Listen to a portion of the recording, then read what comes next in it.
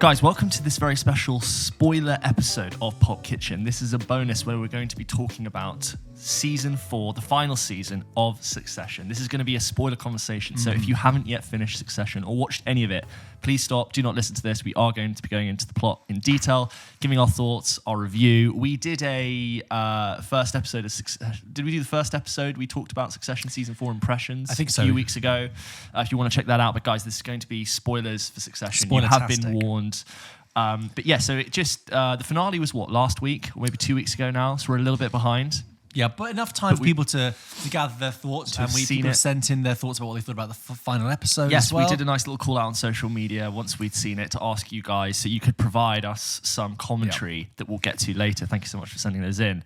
But yeah, should we just start about where we start, what happened? Because we finished season 3 with this in such a Succession fashion, a sort of bombshell, drop the mic moment at the end of the series. Sort of Shakespearean twist of fate. A twist, something that's sort of, I mean, the end of season 3 was in Italy, wasn't it? That's right. We found Caroline's that wedding the kids had sort of been completely outplayed by Logan in this massive sort of chateau, Churchill's war room scenario. Well, outplayed by Logan with the assistance of Tom, crucially. Yes. Tom crucially flipping and selling Shiv out, and the three siblings who Flipping had that just power united dynamic.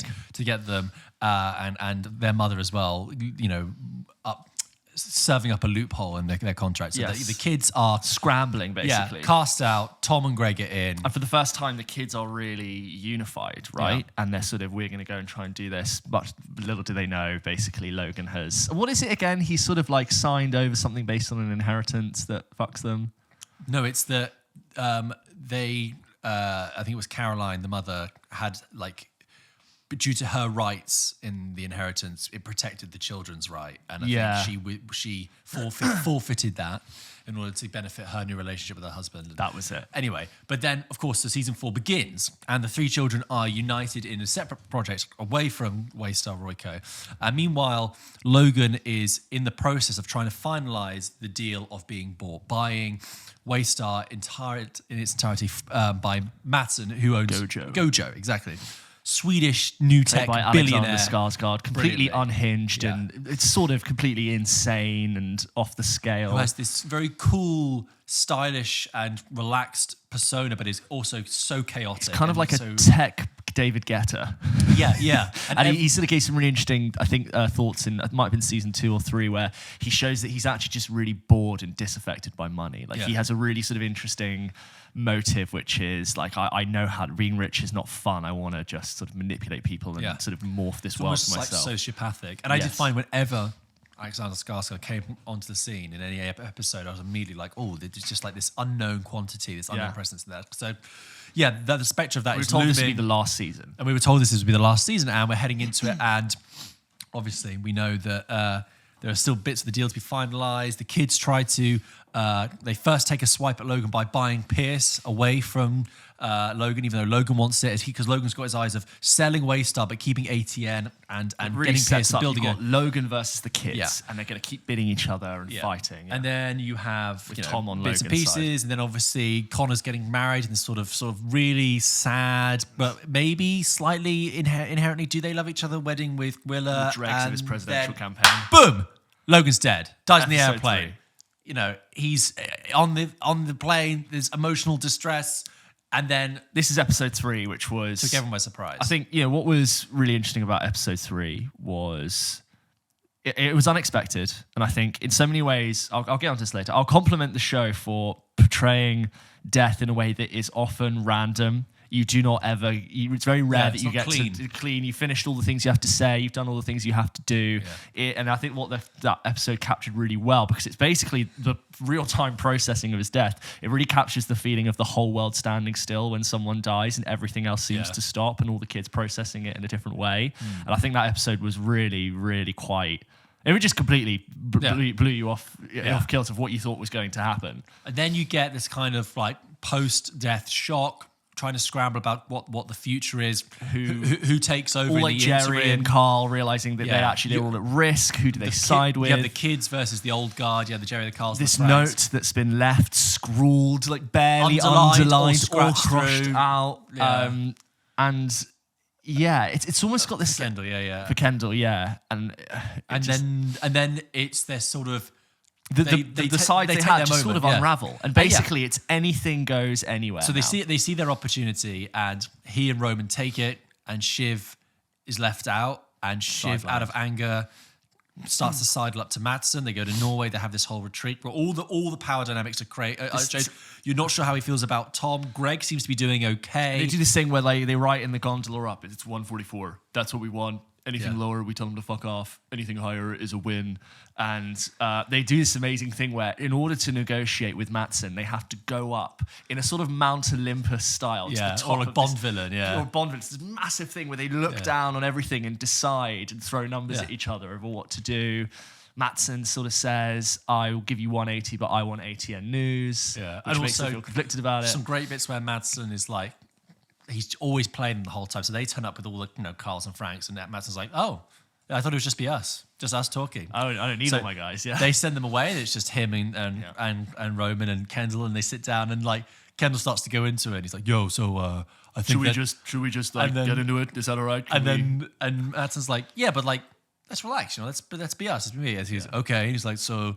Where are we? Where is this place? She's like, I don't know. It's fucking wedding venues. Do you mind if we actually get into it now? And he like completely flips. It's such a dick move. And then you have that strange sort of twist at the end where like Roman loses his temper at him, and then Madsson says, "Oh, you don't know what you've just done." But then he comes back and he's overpaid. He calls him he's offering 190. Yeah, and the deal goes through. It's a dream deal for everyone to walk away. It's like what $190 per share. But secret to that, and we think Shiv has been instrumental to that. But then secretly, Kendall and Roman want to tank the deal because they want to keep what they want for different reasons there, and them grieving is still very much factoring in and motivating their decisions.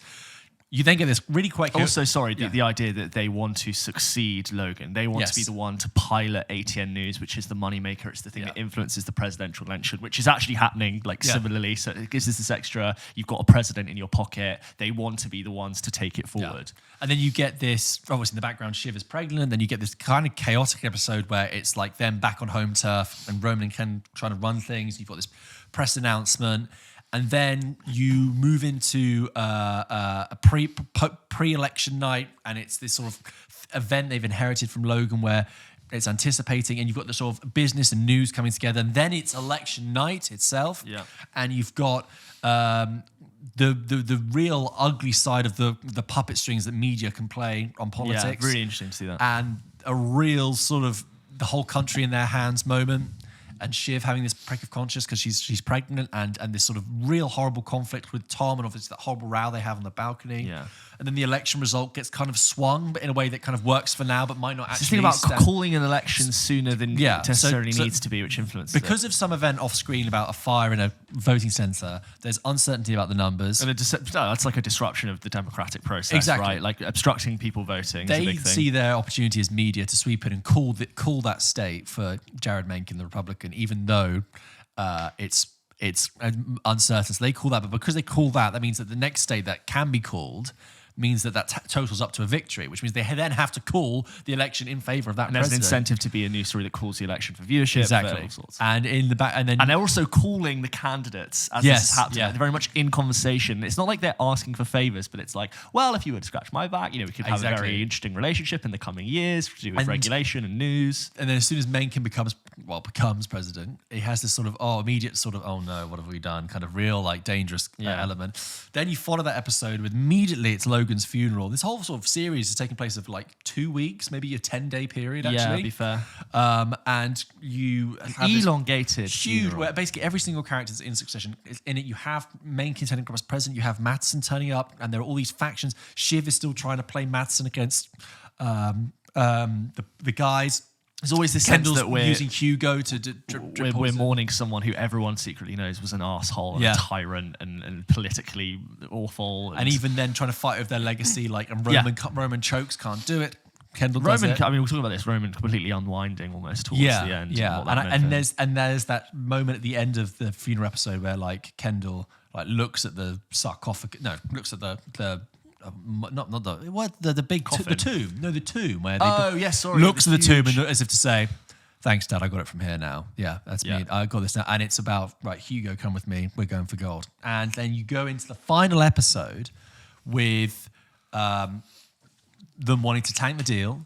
It's all been building up to the big board meeting, this big board showdown. Do we have the votes? Can we tank the deal? And actually, all of this show comes down to, once again, similar to season 1, votes in a boardroom and the politics. The act of succession, exactly. Yes. And you have Shiv still allied with Madsen, but then through Greg finally actually playing is at the time a smart decision. Greg actually making to use information that he's got to benefit him. He manages to obviously reveal that Madsen's got different ideas.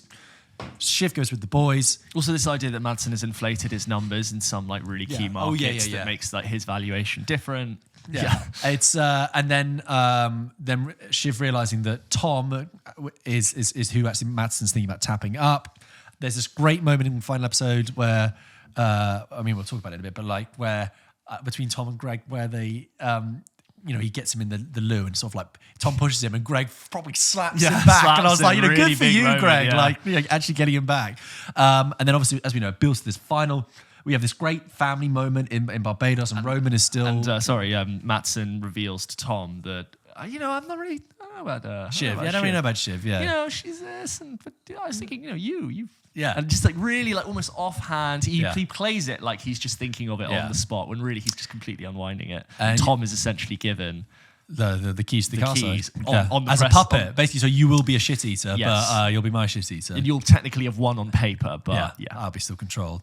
And then you have this sort of nice family moment in. I said Barbados. Is it Barbados? Or they're in? Yeah, it looks like Barbados. So I've recently been. And then they go back to New York thinking, this is it. The three of us, we can do this. We can keep ours. We can keep Waystar. And while they're there, they realise that actually, once again, Kendall, they are stronger together. And also, we think Kendall, it can be you. And it builds to this board vote. Well, before that, I mean, no, maybe we should talk about that. We'll talk later about the final episode just a brief in depth. sort of recap. And then, as we know, ultimately, it all goes tits up in the boardroom. There's this huge row, all falls apart. And like Tom, kids squabbling in a glass, non-noise-proof meeting room. They lose the vote.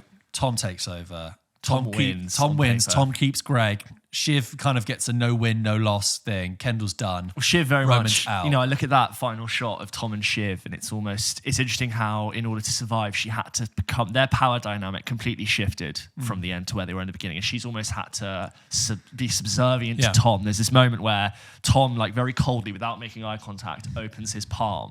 To Shiv, and Shiv puts her hand in Tom's one in a really awkward way. It's like they don't interlock their hands; it's just sort of rested. It feels like a sort of a chimp being subservient to someone else, and I guess you're going to be with. And there's this whole sort of unfortunate thing she has to wrestle with that she's carrying his child. She can still have access to everything she wanted through Tom, but in a very different relationship to what she would have wanted, which is very interesting. So their end of Succession. That's broadly speaking what's happened in season 4. Do you want to talk about how we feel individually? Because you and I have watched it at different times. I finished it before you. You had a big gap and then have caught up really quickly in New York. Yeah. I think it's quite an interesting process to right now just describe roughly the events of Succession season 4 and how frantic and ever-changing and busy it was. And I think overall, I'm going to still stand by that Succession is still arguably one of the best TV shows that's come out. I think the first 2 seasons are probably some of the best TV seasons of TV. And I really, really liked season 4. But I did find that because the endings of the seasons are so definitive in the way in which those moves, they're like plot twists every single time. I find it a bit weird how I find it very hard to keep up when I think really big moves and chess moves are often abandoned very quickly by the end of the next episode. And it often makes me think you as showrunners, as storytellers, made such a big point of that move. And I got really into it. And all of a sudden it's gone very quickly and then you're on my side. Absolutely agree and in a lot of ways, I really praise it for that. Because in the finale, I go, I just can't predict who's going to go with who. And there's so much fun in that you know nothing as a viewer. But I now look back at some of the decisions that are made. Kendall deciding to go to the press with Roy, the move that they make.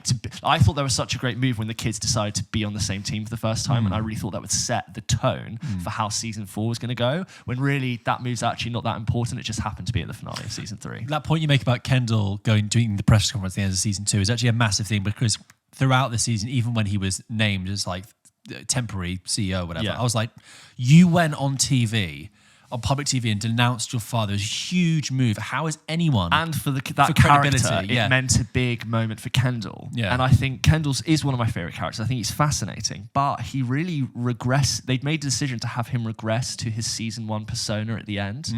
And I think that's a disappointing decision for Kendall. Kendall being who he was in season 1, what an amazing place he was in to fall from, and who he is in season 2 being like a complete shadow of himself. It should have framed the more moral person he should have become, and how that should have informed his decision making. And don't get me wrong, I loved in that last scene when Kendall and Roman and Shiv are literally bickering like 6-year-old infants, and he gets what he's like, "I'm the oldest son," and that's what it comes to. It's like, if I don't have this, I will die, which is such a great line for season 1. Season 1 Kendall. I wanted to see a third side of Kendall, and I thought we were going to get that, and I don't think we did, and I'm slightly disappointed in that. You're right, and I think I also found when I was watching season 4 that sometimes they really struggle to commit to an idea. Now I think sometimes you're right. It works well with the plot, but increasingly I found You just abandon it. I'm like, you just got me excited about something. You got me pointed in one direction over there, and then by the next episode, you're actually doing something else. And it's great to be clever and subversive, but like, can you commit to something to get me engaged and invested? Yes, let me follow that. And like, in the beginning of season 4, they're like, we're setting up the 100. It's the greatest experts in crypto, in finance, in real estate. And I'm like, oh, okay, like they're going to build this and maybe it's going to fall. But that was, you never heard from it again. That's the thing. And so broadly speaking, I think season 4 Succession has had some of the best and also some of the worst of Succession for me. Sure. I have kind of mixed feelings about it. I like the way, I'm just going to say right now, I really like the way it ended. I thought it was a great season finale and very happy with that. We'll get to me that. too. Great quality TV. But I agree. What I found is that increasingly, particularly in the mid-season period, you have that high of episode 3, which I thought was just brilliant. I mean, well executed on every single level. It's fantastic. Impossible to look away from that episode. Just it completely absorbed. Completely gripping. But then you have this sort of mid-season period, particularly the episode after they come back with Norway and that election party. I really found myself getting incredibly frustrated with Succession because I was like, you are in many ways brilliant, and you're so aloof. Dense, and I'm so. Yeah, but that's the thing. You're so aloof. Like, you are funny and witty and throwing out lines all this way, but to the point sometimes where I think you do yourself a disservice and you undercut the drama because we, as we were talking about, we want to engage in this drama. We get attached to an idea. Yeah, let us develop an idea with you. But like every time they like flirted with something, they go, "Oh no, we're not going to do that." And a similar thing, just talking broad season wise, is like Greg. I found in the first 2 seasons, Greg was more interesting because I felt like they were doing this character coming in out of nowhere, this outsider. You could make a whole show from of Succession. Zero, coming from $0 in his pocket. Greg, in another version of the show, is the main character. I agree, yeah. And coming in out of nowhere and working his way. And Greg is not necessarily the sharpest guy, but he's not the stupidest. That early decision he has to not burn some of the papers about cruises, that's great. But what I found after season 2 is, again, they were like, we don't quite know what to do with Greg now, and they just made him comic relief, increasingly. Comedic foil for Tom, Just increasingly comic relief. Which I always enjoy. Which I enjoy, but then I was like, oh, I liked it, but when people misunderstood Greg, but He's knowing that Greg playing. was a threat. Yeah. But through most of season 3 and only until the end of season 4, I was like, oh, this guy's just comedy. It was only in that final episode where he actually made a move. I thought, well, thank God it's been worthwhile. And similarly with like Connor, that's a similar thing. Like, you have it's like you never went anything with it. You feel like you kept him there just in case some writer came up with something to do with him. And in the end, they thought, actually, we are going to end it this season. We need to focus on these 3. Yeah. He's become increasingly sidelined towards an irrelevant, again, comic humor. That's the thing. It's just like, okay, so he's not going to become president, which I guess makes sense because it's a different show. Yeah. But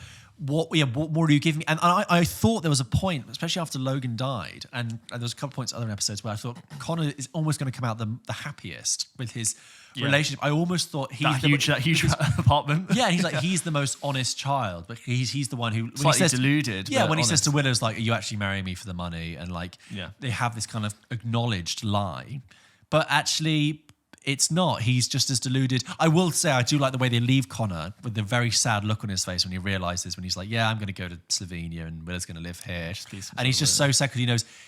That's the only thing he had really going for himself, and he can't even do that. It's kind of failed. But again, this whole character they've been spinning the whole time never really builds to much. But just getting back to what I was saying about that sort of central period in the season, when I say about it being aloof, I increasingly found that I would almost enjoy Succession episode to episode. And I would turn up each week and I would watch. And every episode was individually good. A nice individual concept, a party, a business trip, a funeral. And I'd watch interesting characters say very witty, interesting things.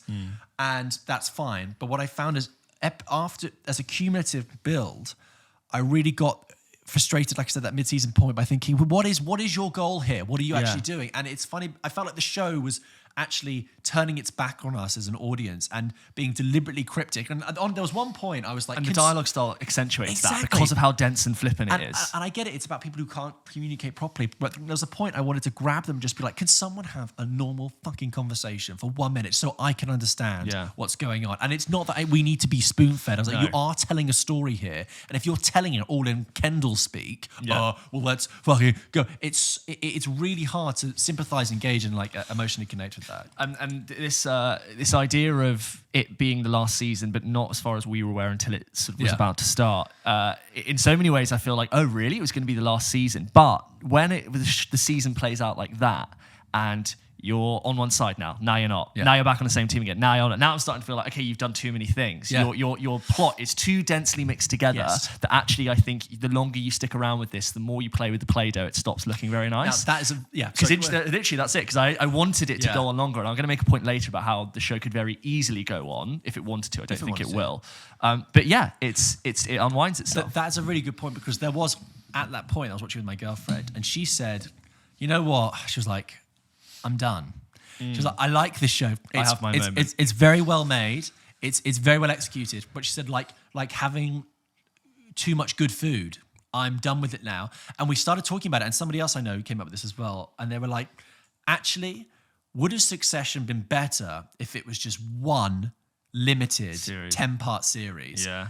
And I can't get that idea out of my head. I really think that if it had taken all of those the best bits. If Logan had died in episode 3 of season 1, and you'd had the finale you had, or even because later, really you kind of have ended up back at season 1, as we said anyway, which I find really frustrating. And I think you really could have done a really good tight one. And I agree. The longer Succession goes on, the more I became exhausted with it, and the less interested I became. Because it's that thing of the decisions they made, I hung on them in the beginning. Yeah. I was like, oh my God, this means so much. And then I realize every episode starts to mean less. My moment in this series where I thought this is really starting to slightly unravel and feel really unfocused is the funeral episode, which I feel like just was stretched out way too long. I understand the beats you had to get of Roman unraveling when it really came to it.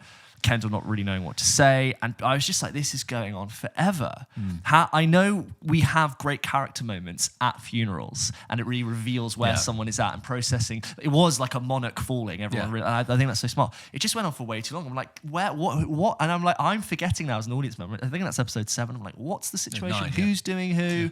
Where are we going? I know.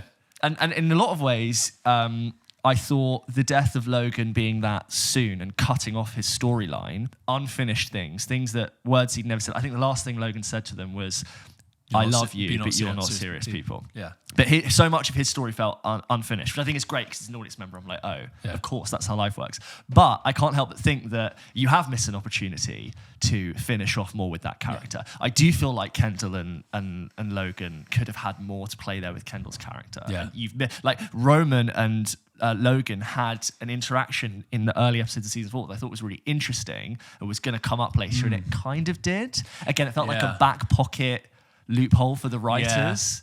So I don't know what to hang on to. And I remember I'd finish episodes of Succession, seasons 1 and 2, and at the end of every episode, you'd get that rising music as something had been said and the character looks out a window, and I'd go, oh my God. Yeah. And I didn't really do that much for season 4, despite still enjoying the journey. I think that's a really fair point. It's almost like that thing they did about killing Logan off early is the kind of thing they do when the actor that is in production themselves dies halfway through production, and they have to write it quite early. Bold, I agree, but I think you're right. Maybe it kind of upset the apple cart in terms of the journey of the rest of the show. If like the following episodes after that had proved to me why that death happened at that moment and made sense, but I never felt like he needed to die at that point straight away. I think also is like the show is so much about people bullshitting each other. I mean, Roman actually says in the final episode, this is all fucking bullshit. And there was that point midway through the season, I was like, I think you're bullshitting me. I think you're bullshitting the audience now, because I feel like you unclear about what idea to commit to. Yeah. And you're dressing it up in your really funny lines. And you're very immaculate looking, well produced show. But I'm actually starting to feel a little bit teased. I'm a little bit bullshitted. I don't think you actually have an idea. Luckily, it came together in the final episode. But what I noticed halfway through when I was really waning with it is I was like, House of the Dragon was a better series about Succession. Yes. Than the last series of Succession. Because every episode of the House of the Dragon, decades. I finished and I went, how are they going to, who just, whereas I would finish a couple of episodes of this season of Succession, I thought, okay. So at the end of everything, and at the end of the last few episodes, I didn't have that. I was literally like, okay, yeah, it's moving. If you say so. Okay. And then when it ended, I wasn't like, whoa, how does that? It ends on this really, I don't want to say flat. It's not flat. It gives you something about well-landed, kind of comfortable, easy, very stable. Yeah. And I'm like, yeah, I guess that's where we are. Because someone said to me, what do you think about Tom making it? I was like, yeah, it makes sense. It's what happened. But business-wise, it makes sense. Yeah. And they blew it. And let's just talk quickly about Roman and the unraveling of Roman. I think... Because there's this really interesting scene where, obviously we talked about the funeral, and where Roman has sort of, in a pissed off state, walks out into a riot. I thought he was going to eat it, by the way. I thought he was going to get killed. Oh, really? I thought so. I thought, oh my God, they're going to randomly kill off Roman. It's going to change the dynamic. Because anything could happen. At the point where anything happened. But that's also a bad thing, as you say, because anything can happen. It would have been bad. That's what I was slightly worried about. But you have this moment where he's been injured. He has sort of facial scars and he stitched it up, and he gets to this point. I was quite confused by this. He realizes that he's falling apart and his injury isn't enough to justify the fact that he's not been able to compete. And then so he asks Kendall to almost like smother his stitches to injure him more so that he looks more damaged. No. I read that scene completely differently. I actually believe it's the other. I think Roman was realizing in that final scene of that final episode, it's like, it could have been me. Dad said it could have been me. Jerry could have said it could have been me. Why can't it be me? But people could still believe it was me. I could still have a shot. Just because I have these stitches doesn't mean I'm out of the running, right? Like, the guy did a good enough job, right? Like I do look like I could be a credible candidate. And Kendall says, sure, and brings me back. And Kendall, as a way of making sure Roman fucking disperses that notion, presses his head against that. But I thought this is the problem. I thought Roman was leaning into it to Kendall break was my stitch. I think it's both. I thought he said, "Come on." I think they have this deep sibling understanding of like, I need to either know I've won, or I need to fail and have a reason. And it's like, I need to show. What he says makes sense, but it's interesting that we read different things out of it. And then it's like onto another point. I don't know if you want to keep picking up on that, about how you and I, and we were just talking to Tyler about it, have struggled to literally comprehend and hear the dialogue at times. Yes. We talked about it being, it's dense and quippy, and it's got its own brand of dialogue, which I think really sort of gave it a name for itself. This very like, oh, fuck you, like I could say anything, and But sometimes characters are mumbling and really quickly saying very important things. Yeah. And me and Talia made a point of always watching it with subtitles. Which I tried to do, but the platform through which I watched it didn't have subtitles. And we found that when we went back to certain scenes, there are really important things that characters have said and mumbled that I genuinely would have lost. It's not because I'm not playing it loud enough. It's not because I'm not listening. I genuinely think there's a problem with too much information being said too quickly. I agree. And when Talia said that what had been said in episode 4, I think it was some things with Kerry, I was like, that's actually really important. And I feel really left out of that.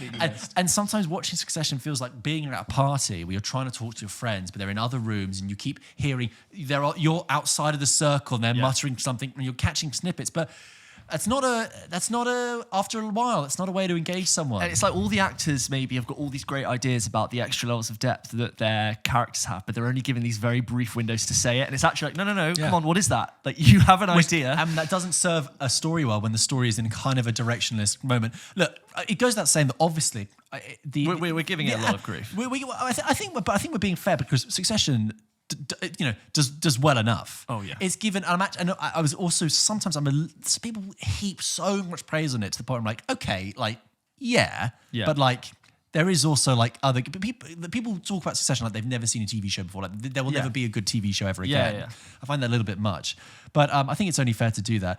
You mentioned Roman. I think Kieran Culkin is like the standout this season, like amazing. I think Emmy contender, absolutely. I completely put him on the map. I think he's brilliant, and all the acting is great. I across the and like the execution, the presentation is brilliant. That goes without saying. I love its world. I love the way they set up and shoot negotiations between billionaire tycoons is always so fun. The fact it's shot on film as well. Shot on film, you can make all these like visual. I said for like Mount Olympus, you can make all of these like Henry V and all of these like Shakespearean like ways that nothing actually really changes in the modern world. We just have a different dressing for everything. Yeah, and I think the way in terms of the final episode, let's just read out what some people have sent in. Yes, that'd be great. Thank you, guys. Put the shout out. People follow us on Instagram. Sometimes I'd like to do this more actually, where we feel like we've coming to the end of a series. So we'll do a spoiler chat. Follow us on Instagram, and we'll love to get your thoughts on your. Okay, shows. guys. So Dan says. We said, what do people think of the final episode? Yeah. Dan said, a true masterpiece on how to wrap up a beloved series. Doing what Succession does best right up until the end credit score finishes. Turns about the end credit score. Like, yes. Sorry.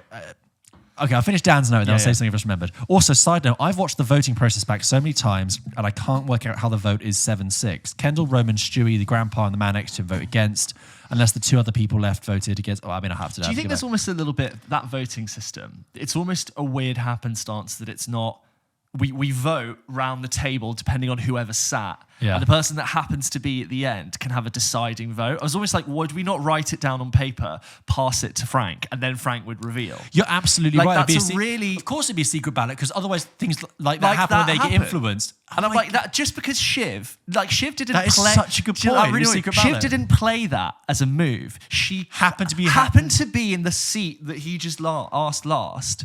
And it was a split vote. I also would you not have liked just a bit more of a hint that Shiv was going to change her mind? To see the calculation. It was just like she suddenly went, no, actually. And I was like, but why? What was the moment? And when she says, this is the thing I just remembered, when she says, oh, because you killed a kid. I was like, okay. When I went into the final episode, when I went into the final episode, I was like... Sorry for the scrambled thoughts. We are trying. I was like, this show needs to address the death of that boy at the end of season 1, okay? Something needs to happen with Kendall to reconcile with that. Just gone away. You cannot leave that, because that is almost like cheap. Logan knew and died with that secret. And the security guard knows. Security guard, he's following the end. And I'm like, you can't, and it was such a dramatic part of Kendall's arc. You cannot leave that kind of open-ended.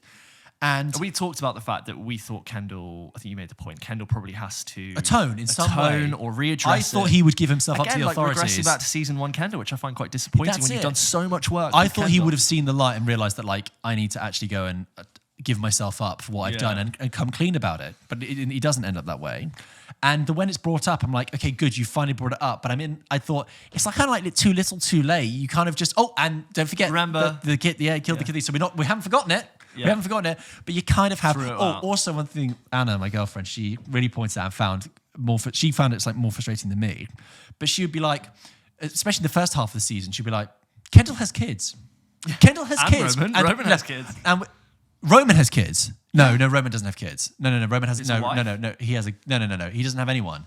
He has a girlfriend at the start of season 1. Then he dates Tabitha, the really tall model or person from Tom's Bachelor, and then has a wife and a child from the first episode. Roman does. Roman has 1 kid.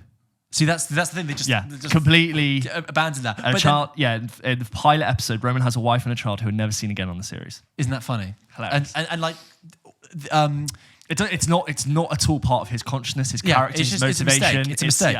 And Kendall, but then they bring back his kids when it's relevant, and then but when they bring back Rava and the kid, I'm like, who the fuck are these people? This is I mean, I do remember, but I was like, but this is so late. And also in the election episode, when they bring back Nate, I'm like, look, James, you know me. I remember characters and I remember names. Yeah. And I did remember Nate, but even I was like, that's a real reach back to people to 4 or 5 years ago. It's another thing to make busyness in it. To muddy the waters. Yeah. So that thing about the child, the boy dying at the wedding, I think that was you could have done more with that dramatically. Yeah. And even like when they revealed that Shiv was pregnant at the beginning of episode 4, they didn't then bring that up for 3 episodes. And it's like they're juggling. You say juggling. And then too Shiv's much. final motivation to like not vote for Kendall was I don't think you'd be, which I get, I think it's true, but she was like, I think you're not good enough for the job. I don't think you'd make a good CEO. It's something she says in that. I thought she... What did she say? I think it's more that she just sees him as completely toxic. Yeah. That's the thing, because I'm also confused. Like, I was secretly kind of Oh my rooting. God, we're unraveling. We're really going We for it. were We're really into this unraveling. thing. Yeah. Like, I'm rooting for Kendall in a lot of ways to get it through, but actually, like, this isn't good for his character. He shouldn't get it this way. He's like pushing everyone at the last minute. Yeah. And he's Rushed. actually found a way to suppress Roman, to pocket Shiv, and it's everything he ever wanted. Yeah. That's honestly, like, I said it 3 times. It's my main disappointment is not giving me everything I've learned. That Kendall's learned so much. I think that's the point. We've talked about this before, but that's the point where Succession for me went from being a great show to just simply a good show is after season 2. Yeah. Because you're right, it ends, there's that huge thing where he's like, my father has presided over a reign of this. And you're like, oh my God. Season 1 ends, Kendall's at his lowest point, he's just killed this kid. And then at the end of season 2, he boldly stands up to his father. And season 3 probably should have been the last season if you're going to do a 3-act structure. Yeah. But it's like the writer said, no, we're not going to do Kendall versus Logan. He's just going to softly implode. And where was the promise of that idea? Yeah. It doesn't go anywhere. Yeah. It's Go on. interesting that, because Kendall hired the bodyguard in some informal capacity, saying that assuming I win, Basically, I'd keep quite you like close, you to yeah. keep you close, which is quite a smart move from Kendall. And then the final scene, we could have got more from Kendall, but he just is at the same place he is sort of in season 1 where he realizes he's not going to get it. He's looking out to the water, sad. Slightly suicidal. Slightly suicidal because he says, if I don't get this, I'll die. Yeah. And if the bodyguard is sort of following him, it's kind of this like gross reminder of A, the murder that hangs over him because he knows, and B, like he hides him on the pretense that he would be the successor, which has not happened. And now he's just aimlessly wandering with And time also- to sit and look at the ocean. And also that there's a bit at the beginning of the series where Logan walks through the park and the security guard hangs back. Yeah, and it's like he's like trapped in the shadow of his father still now, like cursed in this little bubble. Like he wanted to be like your father, well I am, but in every way except for And the way I what's want. also quite amazing, which I quite like, is that they succeeded in receiving immeasurable wealth for their father's thing. They got like a massively inflated $194 per share. I don't know how much money that is, but like you assuming they would be generationally wealthy forever. But it's never about the money. It was never about how much they could get. It was just who had it over someone else. Yeah, that's my point. At the To end, the it's point where like it makes sense that Tom actually someone who just kind of by happenstance.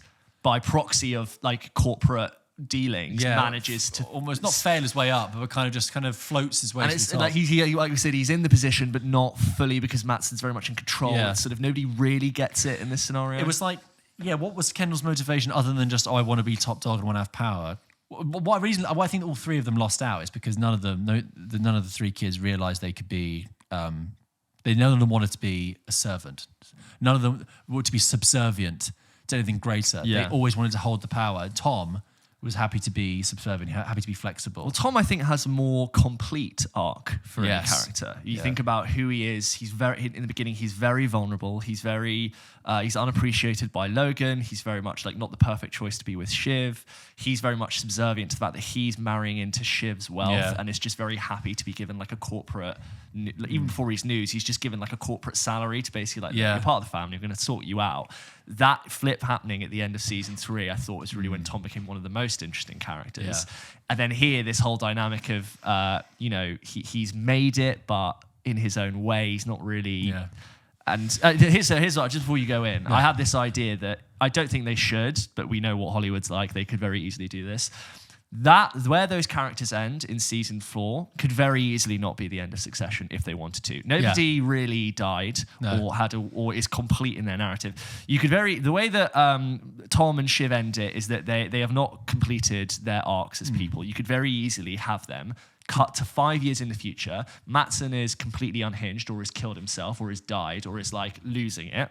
And like Shiv is now playing Tom. Yeah. Tom now loses his authority as a CEO. Yeah. Roman and Kendall come back to I don't look at those story arcs and go, that's finished. Yeah. It feels like the end of that could very easily have been the end of a season if it wasn't. We hadn't been told it was the final season. Do you remember there was that slight element of like, where do we? I mean, it does work as a end. It works, but it's not in any way definitive. But maybe that's the thing. Maybe because remember I said there was the idea that some people had filmed scenes, they weren't aware that it was the final season. Do you think it's that thing? And what it sounds like from what we've seen, the actors didn't know. No, but like they shot it. They got in the editing room. They were looking at it, and they thought, you know what?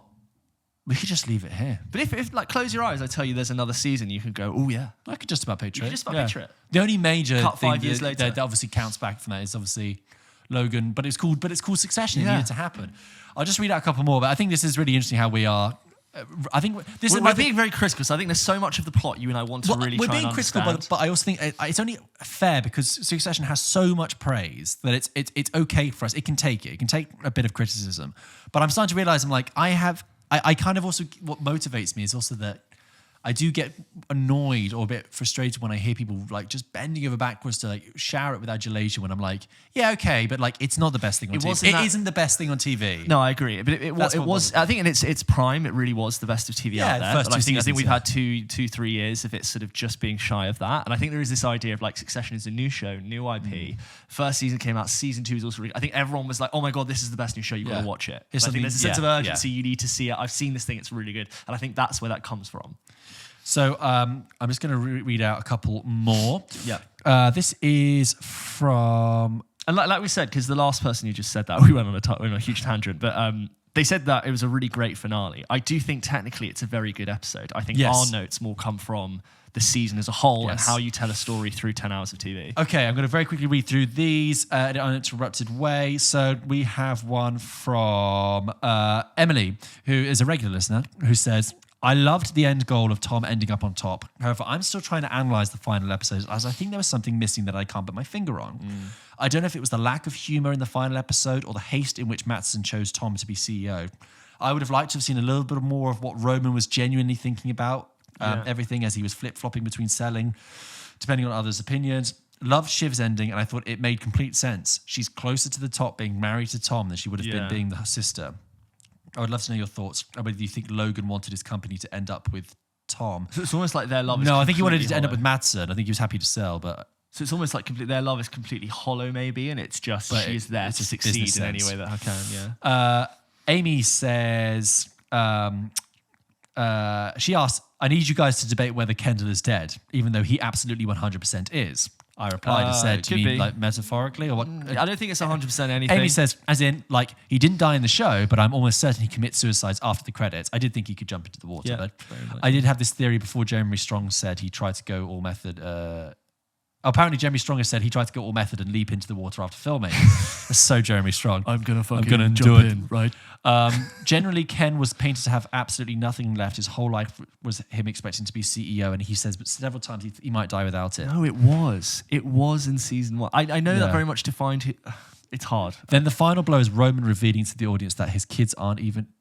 His kids aren't even his. That's like that was also like that's good, but I was also like you haven't invested enough in the kids. And you can look back at the moment when Logan hits the kid because it's Iverson and the other kid. I know one of them's adopted, but it's like I don't know enough about these children to know if that's to bring that in the last episode. Nothing is, but as Ken has consistently been told, he's nothing like his father, and the recurring motif of water and the death with. I just think it's incredibly likely he dies by his own hand. Maybe it isn't actually leaping into the river, but it could be drugs. Oh, do you remember when he was an addict? Yeah. Actually, no. Sorry, I take that back because that's a huge part of season 3. So, but in my head, he's absolutely dead. He's a canonical tragic figure, and I can't see any happy ending for him. Cool. Also, I have to add, then be bold and kill him. Then. Yeah, do it. Kill Roman as well. Like have him get in the lift and go to the top floor. Go full Greek tragedy. Remember, he used to always stare out suicidally. Just do it. Go full Greek tragedy on me. Kill them all. I have to add how happy I am for Roman, even though is he truly free from it all? I'm not sure he tries to break free. I don't think he's happy. I think he's learnt his lesson in a very sort of like naughty way. Jesse Armstrong has said that he kind of ends up back where he started, which I kind of see, but with maybe learnt more from Jerry than he did from his dad. I think he has to accept that he got more out of a maternal presence from from Jerry than he did from Logan. What else have we got? We've got some from... there's quite a lot of people replied. Here we go. So, someone just replied and said, haven't seen it yet. How is that useful? Okay. Ethan says, incredible. It was so detailed in the first episode. Logan gets annoyed when Kendall goes to his birthday party instead of securing a deal. And at the end, Tom misses Logan's funeral to work, and then Tom ends up being CEO because he's a serious person that the kids weren't. Interesting. Yeah, interesting. Michael says it was great. Ending was good. Loved how Tom stickers Greg. I do like that sort of like almost like biblical marking you. You're mine. I got you. Anthony says, I thought it was great. I've always struggled a bit with the show as I never thought the characters were particularly likable. I got that in this season, yeah, definitely. So I didn't really care what happened to them, but I feel like the finale actually showed us their human side, particularly when they were messing around in the kitchen and when they were watching the video of Logan. Yeah, those were nice moments. Nice moments. Another thing though, sorry to bring up another thing that annoyed me, but in the final episode when they're like, yeah, he's talking to Lawrence, like Volta Lawrence. And again, I'm like, so you're talking about Lawrence from season 1, who is the head of Volta News, and but I'm like, I know people who just Anna didn't get that. And I was like, oh, he's talking like. Also, that moment in the kitchen where they make him eat the everything milkshake, like behaving like kids, like that's a really nice moment you should have had when they came together in the first place at the end of season 3. Yeah. Like, why are you flip flopping back and forth? Siva says, like Logan said, you're not serious people. Ending was very realistic. They thought they were the main character, but they were not. Logan failed all his kids. Sam says, greatest series ever. Sorry, not the most insightful. Also, would like to say this is a separate thing, but I will read it anyway. Would just like to say thank you. I've just completed a Run to Paris challenge in a team of 4 other people. It was 4 days of about 5 miles of running each. 5 miles of running on each day in 25-degree heat. Had your most recent pod on for one of the runs, and it really got me through. Oh, nice! So thanks, chaps. Keep up the awesome work. I'm a relatively new listener, but got hooked very quickly. Oh, lovely! I find it a massive release when I'm having a bad day. So please keep up the top work. Great. Cheers, Sam. Thank you, Sam. That's really lovely. And if you're listening to this while running, keep going. You can do this. Any more, or are you good there? There are more. Sorry, quickly. Robert says, I thought it was a masterpiece. You never knew where it was going. It was emotional seeing them all in the kitchen just being a family. Then the boardroom changed so quickly. Jeremy Strong's acting is the best I've ever seen in any show. He is great. He was left with nothing, the one thing he was destined to do because jealousy of Shiv. I don't know, was it jealousy? I don't know. Such a smart show and realistic, I imagine. Sab says it was Shakespearean, tragic, heartbreaking, and fucking bloody brilliant. Best TV out there. Louise says fire emoji, and Skater says the perfect end to the perfect series. Dylan says, I thought overall huge praise from people who've a lot of people like it. I thought it was a totally perfect ending to a great show. I think the music still, I think I must still have some sort of Game of Thrones induced trust issues. I mean, I did think that going in. It doesn't drop the ball like Game of Thrones did. When it comes to finales for TV shows, and I was worried that this one would disappoint in a similar way, but it didn't. They didn't try to do too much and go over the top. There was no half-an-hour epilogue after the climax where they frantically tried to tie everything in a neat bow. It really sort of. That's another thing that contributes to the ending feeling a little bit okay. Yeah. It doesn't have an epilogue. It managed to stay perfectly within the bounds of reality while still keeping me guessing until the very last shot. Not the ending I was expecting, but the one that Logan would have wanted. I like that. Just a few more. Joe says, perfection. The 3 siblings back to where they started and the disgusting brothers on top. And lastly, Cahul says, loved the last episode of Succession. The final scene of the siblings in the side office to the boardroom perfectly epitomized the whole show. Backstabbing begets backstabbing. Interestingly, the only consistent source of loyalty throughout the series was between Tom and Greg. And look who came out on top. Definitely. Greg did sort of go behind Tom a little bit. I don't know if that's true. Yeah, definitely. I know what you mean, I think it's more that like they have the kind of more loyal. They have the more. Theirs is the more the actual consistent. If you want to, in a way, it's like theirs is the proper loved relationship between that they've grown. Yeah. Tom actually develops a relationship with Greg where he can depend on him and looks after him, and I don't know. Yeah. Definitely a show to watch with subtitles to appreciate the writing. Yeah. Well, not just appreciate the writing, to understand the fucking writing. Sorry. No, I totally. One of my favorite things about the show is that keep up. because of most of the scenes take place in intimate meetings between characters, most of the show is pure character development. I was so invested in how each of the characters' story arcs was going to end. I thought it would round it off perfectly. No notes. No notes. Cheers, Cahul, and avid listeners to the pod. Listen, I think those are all really good thoughts, and I think I don't actually think any of those are invalid. I think that's great that people have some praise, but it is interesting that you and I talking about it have. If we pick at it, I think if we pick at it, I think it's like it was good and it's done, but I think there are ingredients in the early seasons that promise Succession to be a slightly better, more powerful, more punchier show than it could have been. I think in hindsight, it could have been shorter. I think 3 seasons would have been fine. And maybe in a different world, if they'd done it in a 10-part limited series. But on the whole, still very well executed, well acted. Yeah, I'll look back on the series fondly with some of them. Like I discovered it in lockdown and always really loved it. I loved how much it portrays boardrooms and negotiations and successions like operatic and epic in such a sort of gritty and flippant modern package. It'll always be great for that. And I think the characters have been so fun to watch. Undeniably, there are still great lines that you almost want to write down. There's one where Tom says to Greg, information is like fine wine. You keep it, you Yes. store it, and when it's ready, you take sips from it, or you use it to Smash smash it someone over over someone's head. face, Yeah, yeah.